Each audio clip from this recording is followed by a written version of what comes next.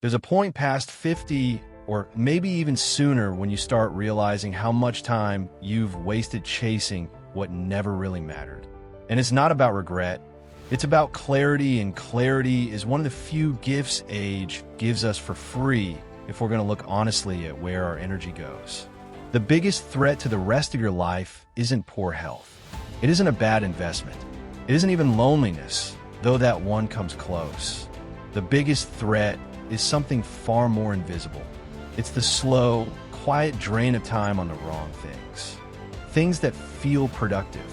Things that feel normal. Things that, if you're honest, you've been doing your whole life without ever questioning whether they're actually worth it. Researchers at Stanford University have found that as we age, our perception of time accelerates. What felt like a long week at 30 can feel like a single afternoon at 60. That's not just a feeling.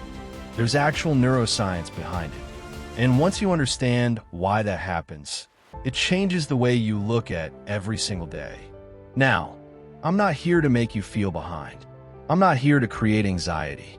If anything, what I want to do today is the opposite. I want to hand you back your time. Because after 50, the quality of your days matters more than the quantity of your tasks.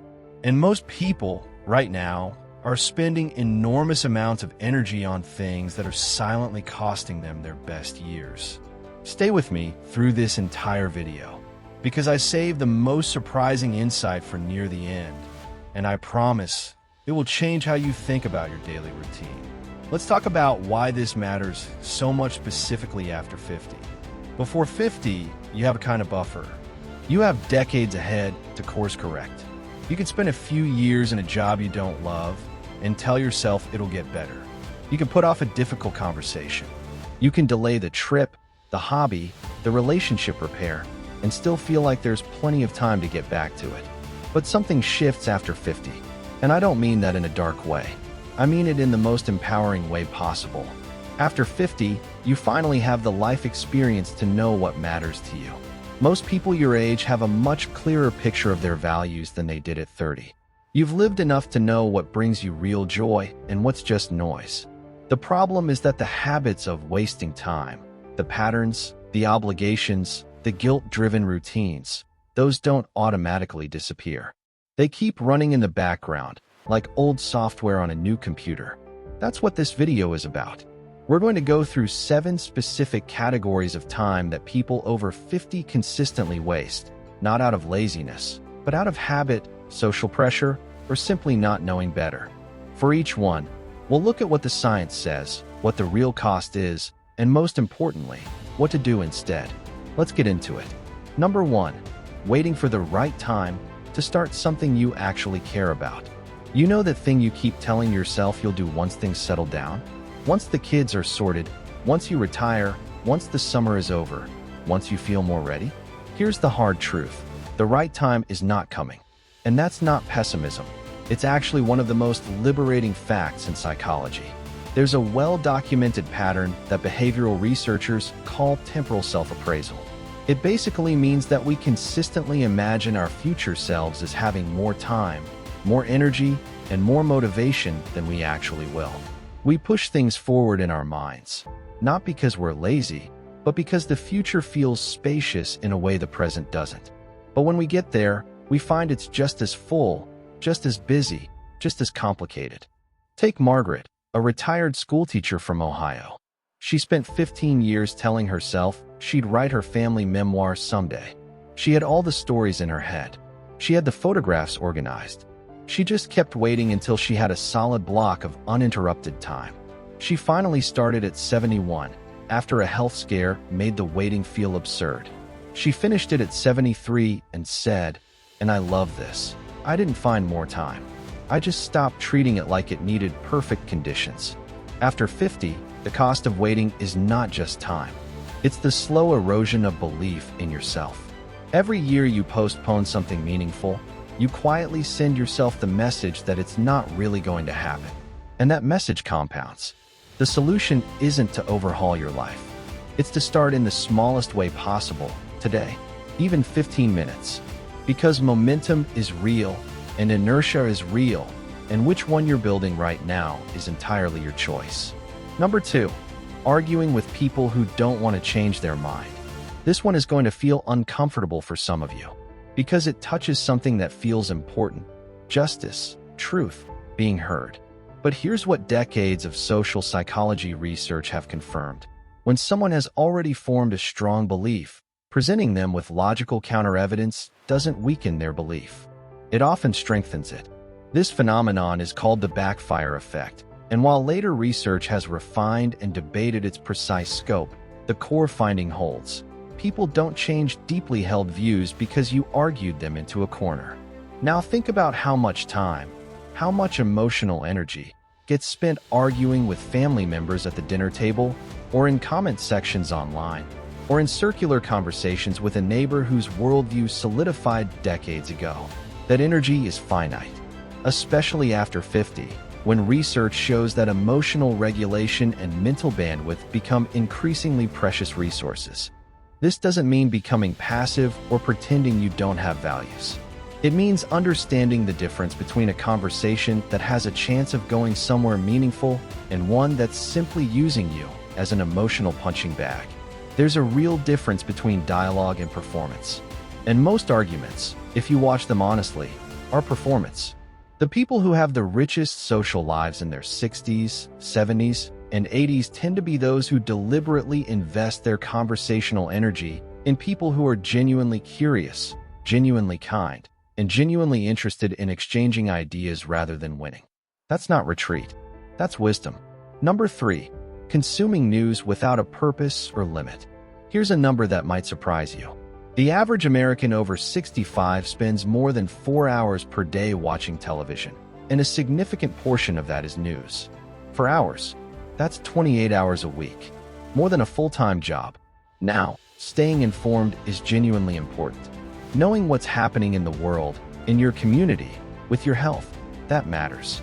But there's a difference between staying informed and being caught in what media researchers call a continuous partial attention loop. That's when you're not really absorbing information anymore. You're just consuming, reacting, being stimulated without being enriched. Here's the neuroscience that matters. Chronic exposure to negative news activates your body's stress response, specifically cortisol production. Cortisol, when elevated consistently over time, has well-documented negative effects on memory, sleep quality, immune function, and cardiovascular health. The American Psychological Association has repeatedly found in its annual Stress in America surveys that news consumption is one of the leading self-reported sources of stress for older adults. And here's the thing nobody says out loud. Most of what you watch on a 24-hour news cycle is the same story, retold 6 times with slightly more alarming language each time, designed to keep you from changing the channel. You are not getting 6 times the information. You are getting 6 times the anxiety. A practical shift: choose 1 or 2 trusted sources. Set a specific time window, say 30 minutes in the morning, and then deliberately close it. Fill the rest of that reclaimed time with something that builds rather than depletes you. That single change has measurable effects on mood, sleep, and cognitive clarity within weeks. Number 4, maintaining relationships out of obligation rather than genuine connection. This is one of the most emotionally complex things on this list, and I want to handle it carefully. There are people in many of our lives who we continue to see, call, or maintain contact with not because those interactions genuinely nourish us, but because history, guilt, or social expectation holds us there. An old friend who constantly leaves you feeling drained. A family member whose visits consistently end in tension. An acquaintance you've been politely enduring for 20 years. Harvard's long-running study of adult development, one of the longest studies of human happiness ever conducted, found that the quality of your close relationships is the single strongest predictor of both happiness and physical health in later life. Not wealth, not status, not even physical fitness. Relationships. But the critical word is quality. The study's longtime director, Dr. Robert Waldinger, has noted that it's not the number of relationships that matters, it's the depth and the warmth.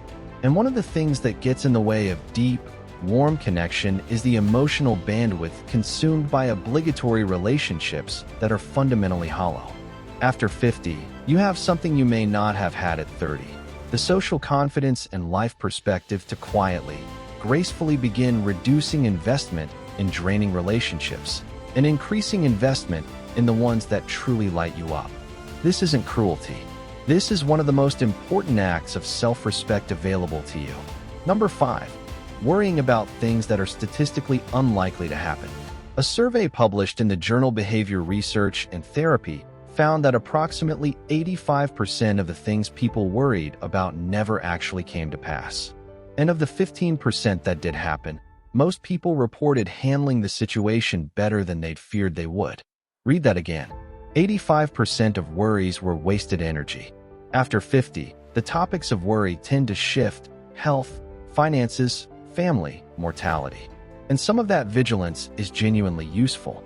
Paying attention to your body, planning your finances, being thoughtful about your future. That's not worry, that's wisdom.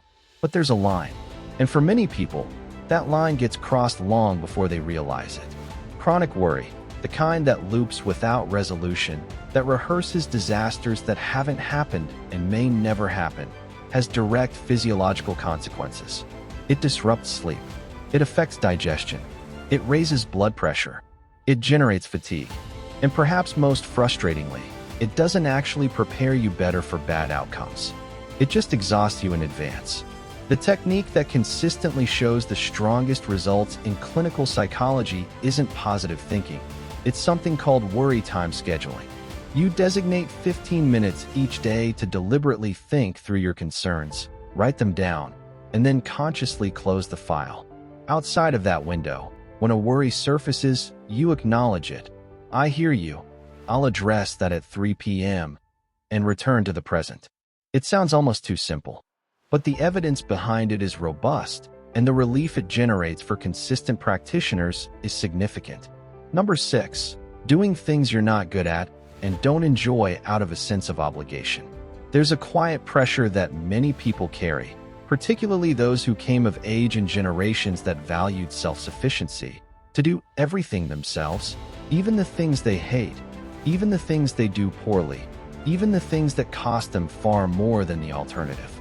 Maybe it's fixing things around the house. Maybe it's managing every detail of family finances. Maybe it's taking on volunteer roles at organizations simply because no one else stepped up and you couldn't say no. Here's an important concept from economics that most people apply to their money, but almost never to their time: opportunity cost.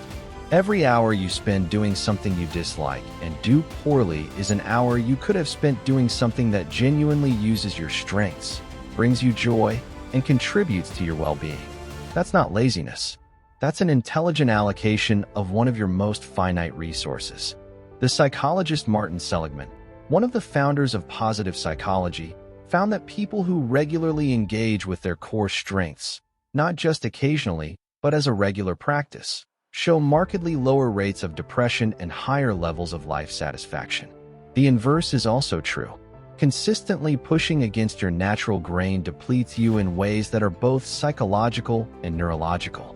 After 50, you've earned the right, and frankly, you have the evidence, to start structuring your days around what you do well and what genuinely matters to you.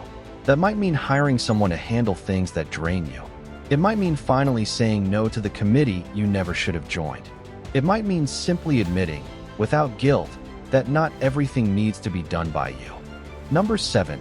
Postponing joy in favor of perpetual preparation. This last one is subtle, and it might be the most important.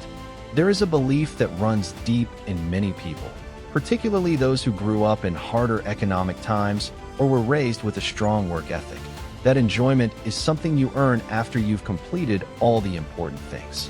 Joy is the reward at the end of the list, the vacation after the project, the relaxation after the task, the pleasure after the responsibility. The problem is that the list never ends. Bronnie Ware is a palliative care nurse who spent years working with people in the final weeks of their lives. She documented the most common regrets they expressed. The number one regret, repeated more than any other, was this: I wish I had let myself be happier. Not, I wish I had worked harder. Not, I wish I had accumulated more. They wished they had given themselves permission, while they still could, to simply enjoy their lives. After 50, postponing joy is no longer a safe bet. And I don't say that to frighten anyone. I say it because the evidence, psychological, medical, and deeply human, is clear. Joy is not a luxury. It is, in many documented studies, a health resource. People with high positive effect, meaning those who regularly experience pleasure, enthusiasm, and satisfaction, have measurably lower rates of cardiovascular disease, stronger immune responses, and longer lifespans. Ask yourself honestly, when is the last time you did something simply because it brought you joy? Not because it was productive, not because it was responsible, just because it made life feel worth living. If you have to think hard to answer that question, the answer is telling you something important.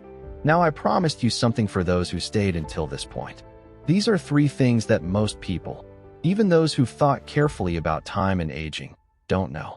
The first is about memory and experience.